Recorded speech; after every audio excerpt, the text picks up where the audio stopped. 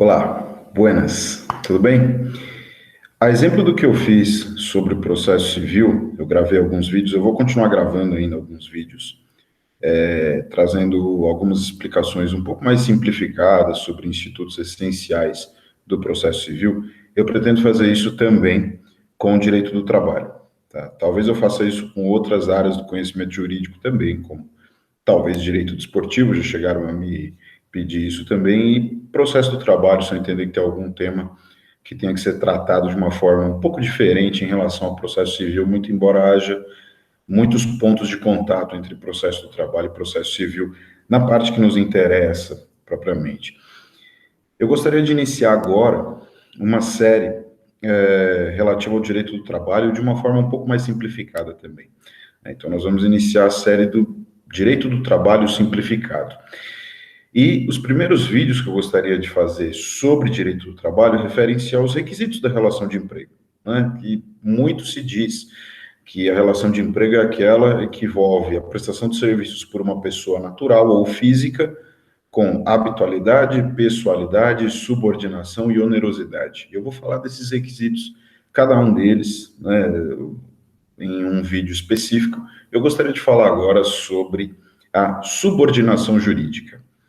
Bom, na CLT, ali no artigo 3º, diz que o empregado é aquela pessoa física que presta serviços de natureza não eventual à pessoa ou empresa, sob dependência deste e mediante salário. Né?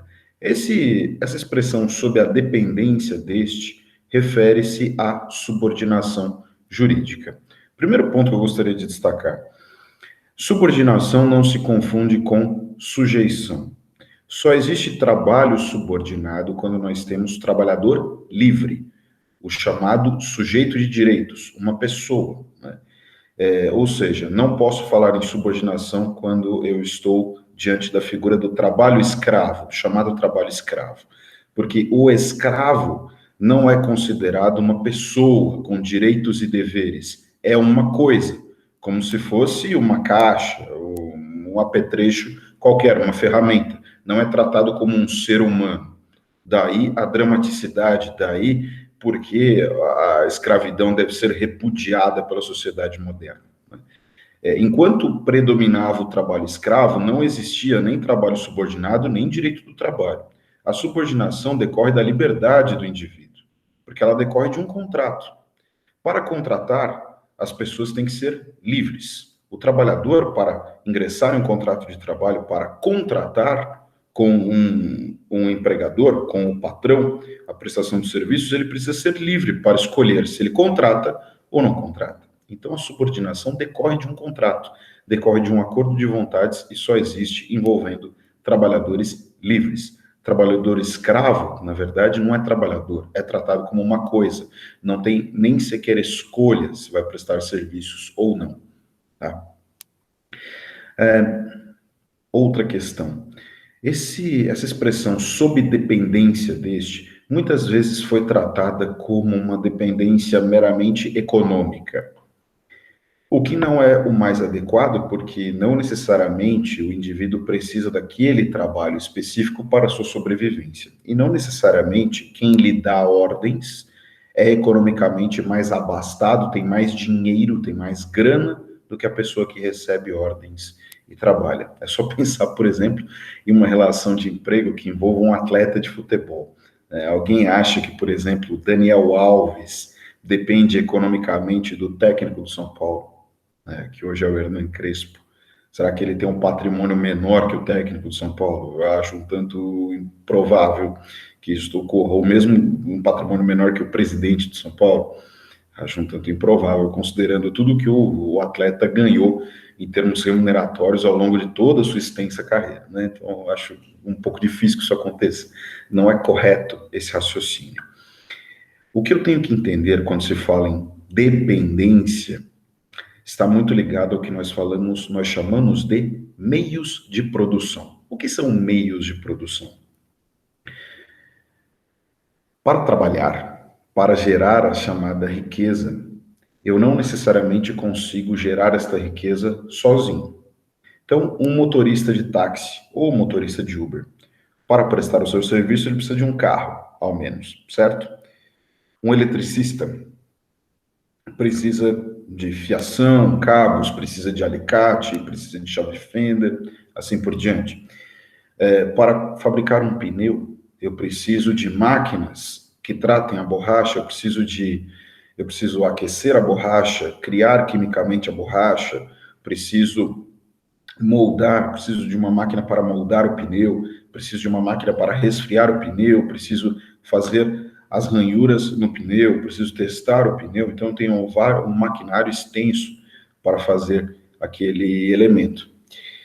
Esses meios de produção são as ferramentas, os mecanismos, as máquinas necessárias para produzir, ou para produzir bens, ou para produzir serviços. Se eu quiser fabricar um celular, eu não consigo, só com as minhas mãos, fabricar um celular.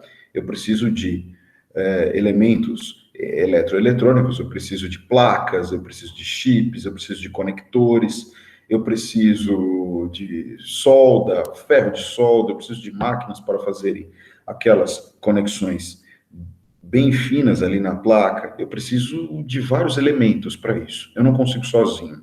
Esses meios de produção são as máquinas, os mecanismos, os apetrechos necessários para produzir bem para as pessoas. Quando eu digo que o trabalhador trabalha sob dependência do patrão ou sob dependência do empregador, é que para gerar a riqueza, o trabalhador não tem esses meios de produção. O trabalhador subordinado não tem esses meios de produção. Quem tem é o patrão, é o dono do capital, é o empregador. É o dono do capital que tem a planta da fábrica, que tem as máquinas, que tem os computadores, que tem os meios de acesso ao mercado consumidor, que pode realmente chegar ao consumidor e entregar o produto ou serviço, porque ele tem como produzir aquilo. E o trabalhador não tem. Por isso que o trabalhador é dependente, porque ele não consegue, por ele, sozinho, produzir essa riqueza. Ele participa da produção dessa riqueza, porque é a força de trabalho dele que movimenta aquele maquinário, que coloca em prática aquele mecanismo para produzir aquela riqueza. Mas ele sozinho, sem esses meios de produção, não consegue produzir esta riqueza. A que título se dá essa subordinação? Já vimos que não é a título econômico, não necessariamente o trabalhador é pobre em relação ao seu patrão ou quem lhe dá ordens. Essa subordinação, como eu disse, ela decorre do contrato, do acordo de vontades.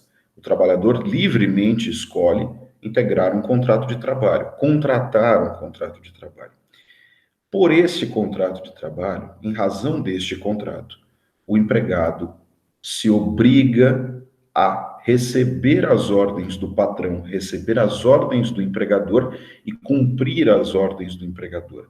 E essas ordens do empregador referem-se ao quê?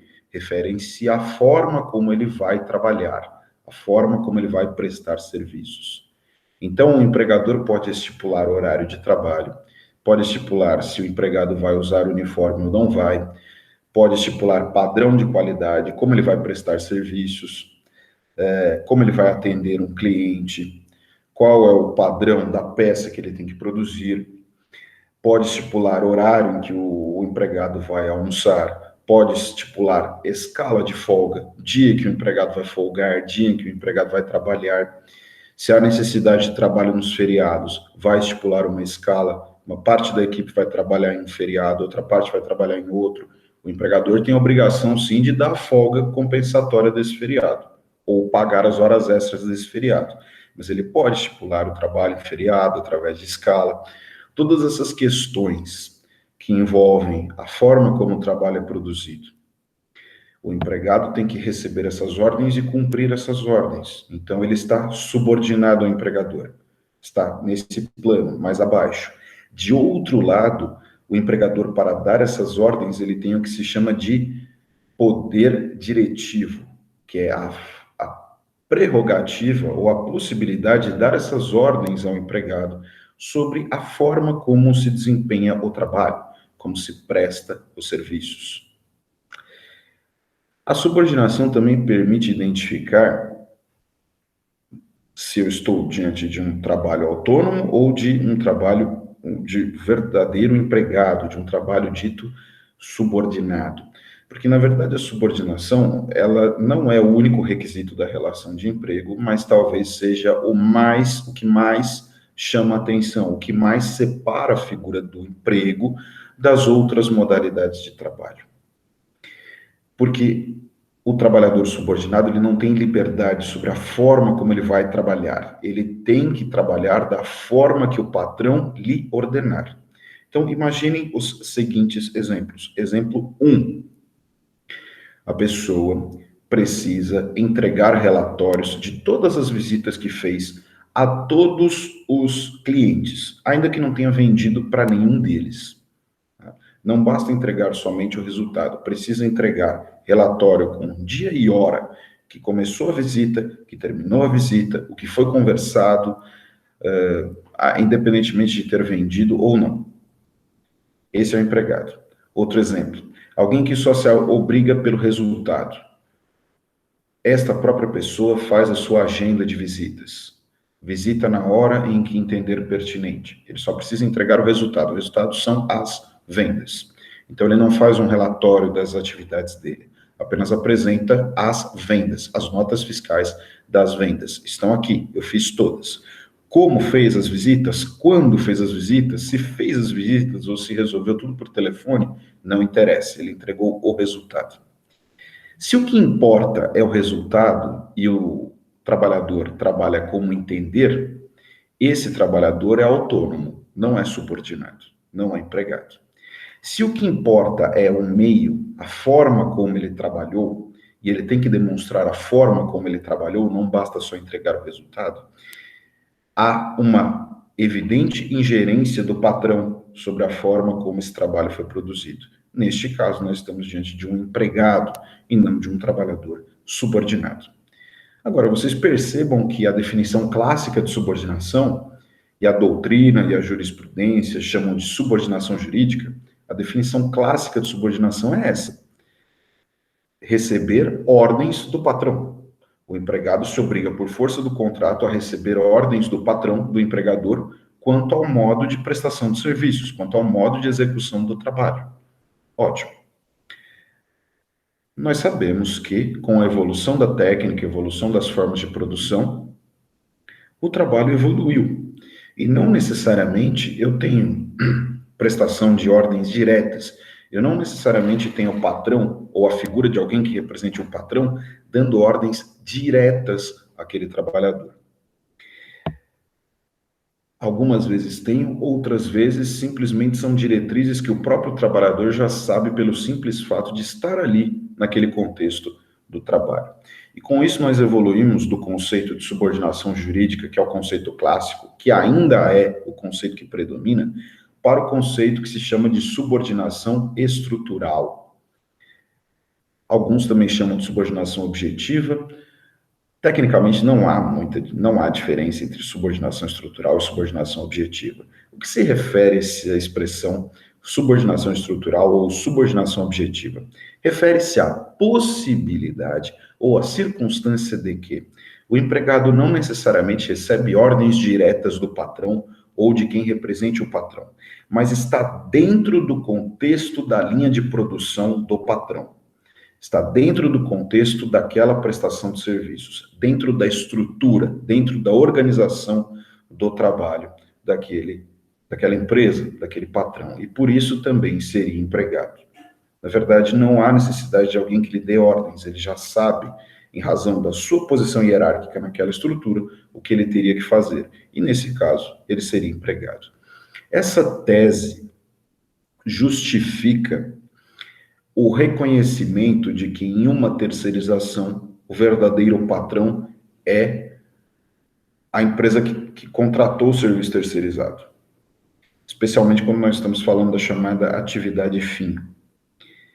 Vou dar um exemplo para ficar um pouco mais claro para vocês.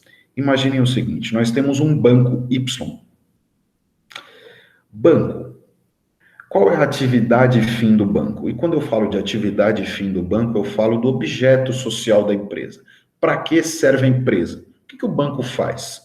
Trata com um numerário próprio de terceiros no mercado, não é isso? pega dinheiro de um, investe em outro lugar, aplica, pega esse dinheiro, devolve para a pessoa. O banco serve para guardar dinheiro. Então, o banco lida com grana própria ou principalmente grana dos clientes, seja investindo, seja simplesmente guardando. O banco faz isso. Ponto. E para fazer isso, ele tem empregados que trabalham diretamente nisso. O caixa bancário. Para que serve o caixa bancário? O operador de caixa bancário vai receber conta, pagamento de conta, vai liberar dinheiro ao cliente. O cliente pode pedir para o caixa bancário fazer um investimento. Então, o caixa bancário ele atua diretamente no que o banco faz, certo? Então, o caixa bancário atua na chamada atividade fim do banco. Alguma dúvida quanto a isso? Não. Só que a agência bancária ela tem que estar minimamente limpa para receber o cliente, né? Digamos que nós escapamos dessa vida miserável da pandemia de Covid-19 e agora os serviços presenciais estão totalmente liberados, né? Inclusive a pessoa vai lá na agência bancária tranquilamente. A agência bancária tem que estar limpa para receber o cliente, certo? Tem que ter alguém que limpe essa agência. Bom, a atividade de limpeza da agência tem alguma coisa a ver com a atividade principal de lidar com grana do cliente? Não, mas ela é necessária, certo? Se é uma atividade necessária, mas não é o objeto da empresa, não é para que serve a empresa, nós estamos diante da chamada atividade meio, serviço de limpeza. Ótimo. Agora, digamos que nós vamos fazer a chamada terceirização de serviços. O banco Y contrata a empresa XPTO. Essa empresa XPTO tem múltiplos serviços. Essa empresa XPTO vai colocar ali um agente de limpeza, a pessoa para limpar o banco, e um caixa bancário terceirizado para atuar como caixa. Agora vamos analisar o agente de limpeza e o caixa bancário, os dois terceirizados. O agente de limpeza ele precisa do que para trabalhar? Quais são os meios de produção que o agente de limpeza precisa para produzir o serviço, para gerar a riqueza? Balde, vassoura, produto de limpeza, esfregão, pano, assim por diante. Quem fornece isso? A empresa XPTO. O banco não tem essas coisas. Quem fornece é a empresa XPTO. Então, a empresa XPTO fornece a mão de obra, né, o fulano que vai atuar como agente de limpeza, e os meios de produção para gerar essa riqueza, para produzir o serviço. Esfregão, vassoura, pano, rodo, etc. E o caixa bancário? A XPTO forneceu o caixa bancário, né, colocou a pessoa lá como caixa bancário terceirizado. O caixa bancário, para trabalhar, precisa do quê? Uma mesa, um computador, uma senha de acesso aos sistemas do banco e precisa verificar as contas dos clientes, não é isso? Um aparelho lá para ler código de barras, todas essas coisas. E acesso a dinheiro também, porque ele vai entregar dinheiro vivo. Esses recursos são da XPTO ou do banco? São todos do banco. Esses recursos são os meios de produção. Então, quem fornece os meios de produção para o caixa terceirizado? O banco, não a XPTO. É mesa do banco, dinheiro do banco, computador do banco, senha do banco, sistema do banco. O XPTO não faz nada, só coloca o bancário ali. Podemos concluir, então, com isso que, no caso da terceirização de atividade fim, regra geral, a empresa que fornece a mão de obra, que coloca a pessoa lá terceirizada para trabalhar, só fornece a pessoa, não entrega os meios de produção. Esse caixa bancário terceirizado, ele está lá inserido na organização do banco, porque ele precisa dos meios de produção do banco para trabalhar. Então ele foi enfiado lá, entuchado lá, colocado lá na organização, na estrutura do banco. A subordinação dele ao banco decorre daí, da sua colocação na estrutura do banco. Por isso, ele seria subordinado estruturalmente. Por isso que, classicamente, a Justiça do Trabalho dizia que a terceirização de atividade fim era ilícita e o verdadeiro patrão desse trabalhador terceirizado, nesse exemplo, não seria a XPTO, Seria o banco. Mas, porém, contudo, todavia, o Supremo Tribunal Federal analisou a questão em 2018 e disse que é possível sim terceirizar a atividade fim, porque a Constituição não proíbe, a despeito de todas essas considerações que eu fiz. Sobre isso, eu até convido quem estiver assistindo esse vídeo a ler um artigo que eu escrevi recentemente no portal Migalhas e no portal Consultor Jurídico sobre essa questão, que o texto se chama A Terceirização, o STF e a Chancela do Comércio do Humano pelo Humano. Eu trato dessas questões ali envolvendo a terceirização. Mas percebam que, de acordo com o Supremo, a tese da subordinação estrutural não vinga, não se sustenta. O que importa é a subordinação clássica, alguém dando ordens à pessoa sobre o modo de prestação de serviços. Agora, última observação que eu gostaria de fazer sobre esse conceito de subordinação. Quanto à figura daqueles trabalhadores de aplicativo, iFood, Rappi, Uber, 99 Táxi e assim por diante. Essas pessoas, em tese, têm os meios de produção, certo? Porque para trabalhar nesses aplicativos, a pessoa precisa de um veículo e de um celular. Celular para acessar o aplicativo e receber os pedidos de serviço. Veículo para trafegar, né? Seja para dar carona, seja para transportar coisas. É assim que funciona, basicamente. Rappi, iFood, Uber, tudo mais. Ótimo. Existe uma parcela de pensadores, de doutrinadores, que dizem o seguinte: esses não são os meios de produção relevantes. O meio de produção relevante é o sistema, é o algoritmo, é o código-fonte. É o quê? A fórmula de computador que distribui serviços para um celular ou para outro celular, para um prestador para outro prestador. Por quê? O motorista do Uber, ele vai receber de uma central os pedidos de serviço. E tem uma fórmula, tem um programa de computador que distribui os serviços de um para outro. Se aquele motorista é mal classificado, mal avaliado, ou se ele se ele está há muito tempo sem prestar serviços, esses serviços, pela fórmula de computador, não são direcionados para ele, são direcionados para outros motoristas, certo? Por isso, uma parcela da doutrina diz que, quanto a esses trabalhadores de aplicativo, existe uma coisa que se chama subordinação algorítmica, porque, na verdade, a pessoa seria subordinada ao programa de computador. Ela receberia as ordens do programa de computador. E o real meio de produção é esta fórmula de programação, esta fórmula de computador, que distribui serviços de um para outro. Essa tese não é majoritária, ela ainda não vinga por uma série de circunstâncias, notadamente pelo fato de que os trabalhadores de aplicativo escolhem o momento em que ligam o aplicativo, o momento em que desligam o aplicativo, ou seja, eles escolhem quando vão trabalhar ou não. Isso não casa com a figura de um trabalhador classicamente subordinado.